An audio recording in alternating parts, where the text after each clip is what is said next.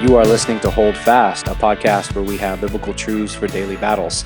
My name is Kenny. I'm the host of the podcast, and I'm going to kind of be continuing in the theme of last week's episode as we talk a little bit about marriage, because once again, today, even as I was already thinking about doing an episode on this topic, I saw another video come across my social media feeds that I've been seeing a decent amount of lately, and I don't know why I'm seeing them. Maybe because I watched a few of them that I'm getting a little bit more of them come across my feed. But it's these people, and I don't know who they are, where they come from. I'm not really paying attention to them necessarily, but I've seen enough of them now to think that this must be a mindset that's out there in our world for some reason.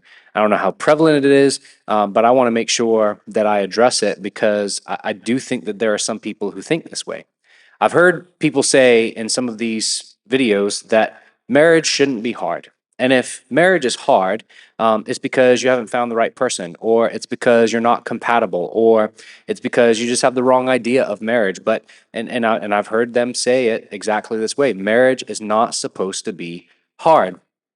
And one of my first thoughts is I'd love to be a fly on the wall in your household to just to see, like, what do you mean marriage isn't supposed to be hard? Like, what do you mean by hard? What do you mean by easy? Like, what do you never have a single disagreement ever? Do you never do something against the other person in your marriage that they don't really like that much? There's no quirks. There's nothing in your marriage that you can point to that gets at least a little bit frustrating at times. Like, I'm all for the idea that marriage is not supposed to just be this thing that just weighs on you and it's terrible and awful, and you can't stand the fact that you have to go home every day because it's going to mean going home to a spouse who's always combative and in your face about things, and you're always fighting. That's unhealthy, right? So I'm not even suggesting that having disagreements and there being sin in the marriage is a good thing. I'm not saying it's a good thing, but I want to acknowledge the reality that when you get married, you are having two people who are sinners by nature join their lives together. And when that happens, sparks are going to fly somewhere. I mean, that's just the reality. Both spouses come toting with them the luggage of their lives and their sin and their temptations, and yes, all of their quirks and opinions about things. And there's no way that any two people are so compatible and so alike that you're never going to have sin. You're never going to have disagreements. You're never going to have tense moments in your marriage. I just don't see how that's possible. If you would describe your relationship as being free of any difficulty whatsoever, always, and you've been married for more than like a week, then I'd have some questions for you. Like, I think somebody's pretending, or somebody's just having an unrealistic picture, or maybe you're just ignoring the problems that are really there. And again, that's not because it's a good thing that we have these problems, but it's a reality. It's a reality of the fallen world that we live in. And I think it's one of the reasons why marriage is such a good thing, because it causes us to face our own sin a lot more. When you live by yourself, for example, and you kind of can do your own thing, and you don't ever have somebody else to consider, it's a lot easier for your sin to be hidden in the background. It's a lot easier for your anger and your pride and your selfishness to be in the background, because you don't have anybody to fight against, right? You don't have anybody who's going to come at you with a different opinion, or who has needs that you're called to fulfill. So when you get married, it's a process of sanctification, because a lot of that sin gets revealed. As a side note, having children also does this. Having children is going to reveal a lot of these things in you as well. But yes, marriage is hard. Is it supposed to be hard? I would say technically no, because God created our world to be sin free and perfect. He instituted marriage, and he intended for it to be good, and all these things. But the reality is, sin has entered the world, right? And brokenness is a thing, and we all are affected by sin. We all have a sin nature. We all sin because of our own sinful desires. And so when two people come together, who, no matter how much alike you are, you're going to have different sins and different struggles and different degrees where you wrestle with this, those sparks are going to fly. So it's going to be difficult at times.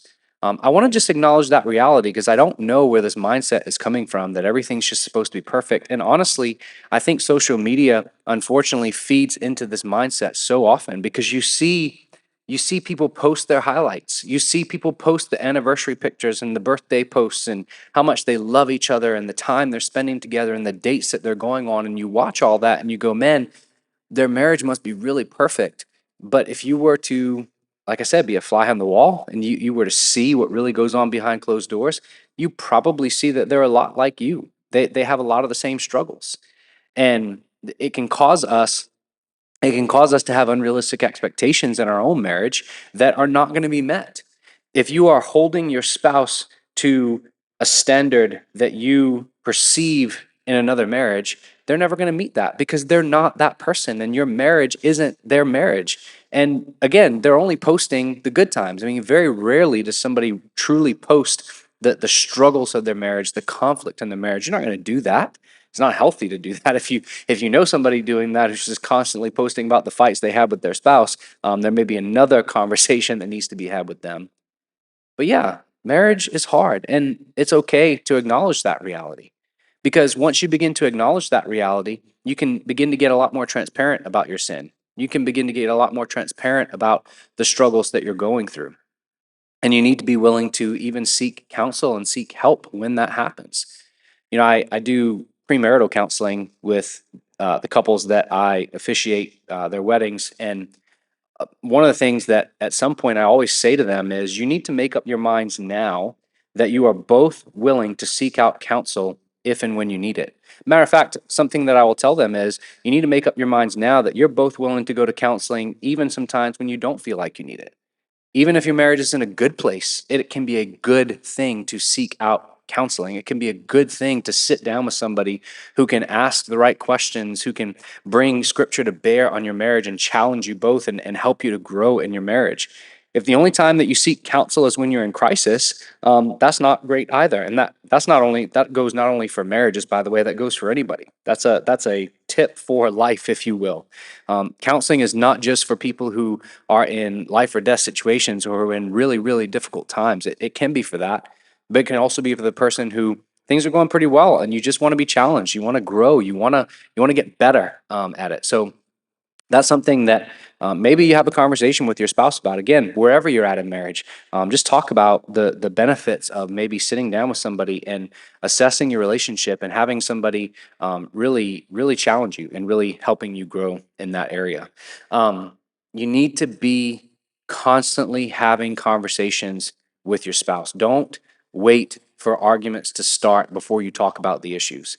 If there's something that you find yourself constantly fighting about in the marriage, it would be a good thing to have that conversation when you're not both highly emotional. It would be a good thing to bring up that subject when you both are in a pretty good mood, if you will, when you both are in a state where you feel like you can talk about it reasonably and not get so upset at each other. Have these conversations, work out these things consistently. Marriage does take work, it takes daily work. I think that one of the best verses on marriage, and it's not even necessarily given specifically in the context of marriage, it's just given to all Christians, but I think it's one of the best verses for marriages in general is Philippians chapter 2, verse 3. It says, "Do nothing from selfish ambition or conceit, but in humility count others more significant than yourselves." You want to do the hard work of marriage, then don't act out of selfish ambition, don't act out of conceit and pride, but humbly count your spouse as more significant than yourself. Count their needs, their desires, even their wants as more important than your own. When you are facing a conflict, don't try to win the conflict necessarily. You want truth, you want the truth to win the conflict, but your goal is not to win. Your goal is not to one up your spouse. Your goal is not to put them in their place.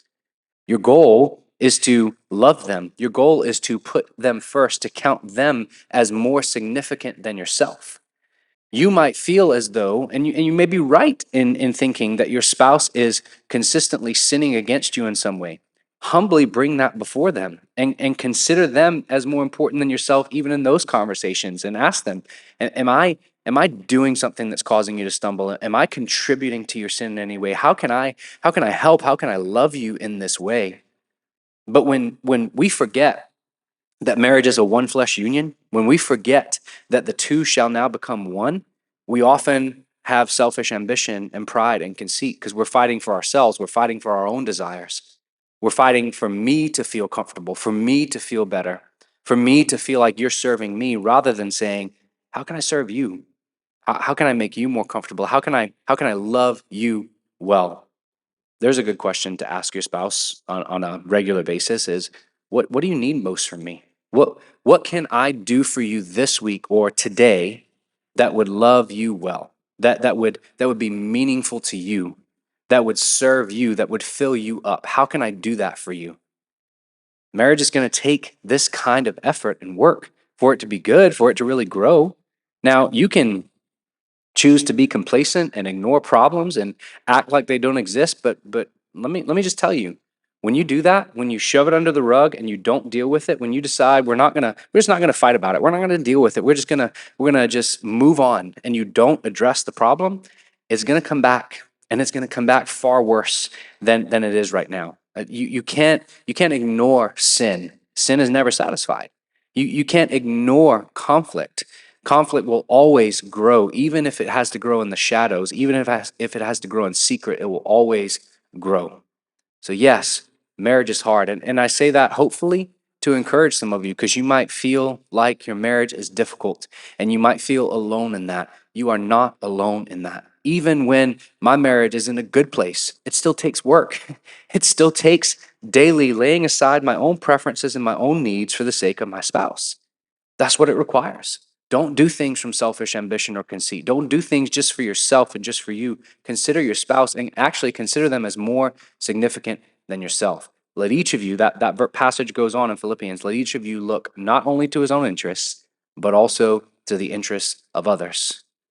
Um, One of the ways that I say it often to couples is we we've unfortunately bought into the lie that our culture tells us that marriage is 50-50, right? And this is a statement you hear a lot. Marriage requires compromise. And yes, that's true enough that there's compromise that's required in marriage, but I would not describe marriage as being 50-50. Because anything that I only give 50% effort to, I'm not really giving much effort to. And I know what we're trying to say. We're trying to say we both play a part in this, but I think a better way to say it is marriage is 100-100. It's 100% from each of you for the other person. If your spouse is counting your interests as more important than theirs, and you're counting their interests as more important than your own, how much healthier do you think your marriage is going to be? When both of you work at it, when both of you carry the weight and understand your role as husband and wife, and husbands loving your wives as Christ has loved the church, and wives faithfully submitting to your husbands as to Christ, and both of you loving each other and submitting to one another out of reverence for Christ. When you do that, when you're both walking in that and working hard at that, your marriage is going to get better. And here's another thing. I think that sometimes we have this idea that our marriage is in crisis, so we're going to go to counseling and we're going to get a little bit of advice, and in a few weeks, this is all going to be sorted out. There are some issues that pop up in your marriage that can be resolved quickly, but sometimes there are things that maybe have been building over time, or maybe are just so deeply rooted that it's going to take time, maybe even years to work on. And there are some things that you're going to struggle with in your marriage that you might struggle with for the majority of your marriage, but it just gets better and better over time. It's just a slow process. It's a lot like our own personal sanctification. It takes time. It takes a lifetime. You're never going to get to a place in your marriage where it's no longer difficult, where there's no more problems, there's no more challenges that you're facing. They take on different forms, and you get better and you grow, but it's always going to take work.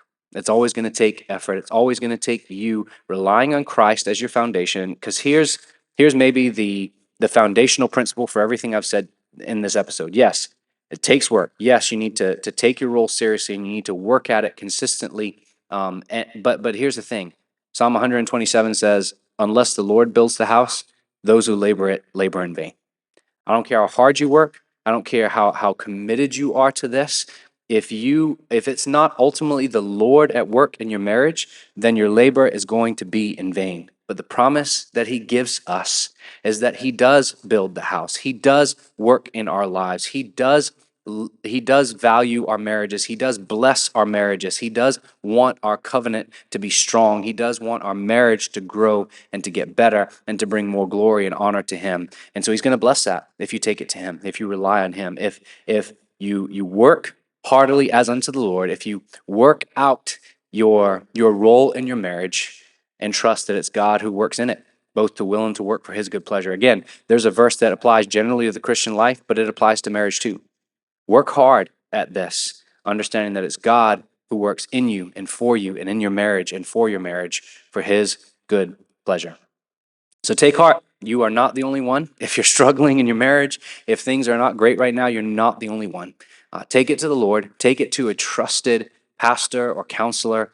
Take it to a trusted friend, but make sure that you don't ignore it. Make sure that you don't just give up and throw in the towel, because God can redeem any situation if you would just trust him and take it to him. Always much more that can be said, but just something that I wanted to make a few comments on, because again, I don't know if anybody else has been seeing it, but I've been seeing a few people lately on the internet saying this really crazy thing that marriage shouldn't be hard. Well, you can make the argument that in a perfect world it shouldn't be, but we live in a broken world, and we need to acknowledge that. We need to confess that sin. We need to face it and deal with it in ways that honor the Lord and trust him to be at work in the midst of it all. So thanks as always for listening to the podcast. If it's helpful, a blessing to you in any way, I would love it if you shared it. I would love it if you subscribe wherever you listen to this. And also you can give a rating or review. That helps other people find the podcast as well. But thanks for listening to this episode of Hold Fast. And Lord willing, I'll be back next week with another episode. God bless.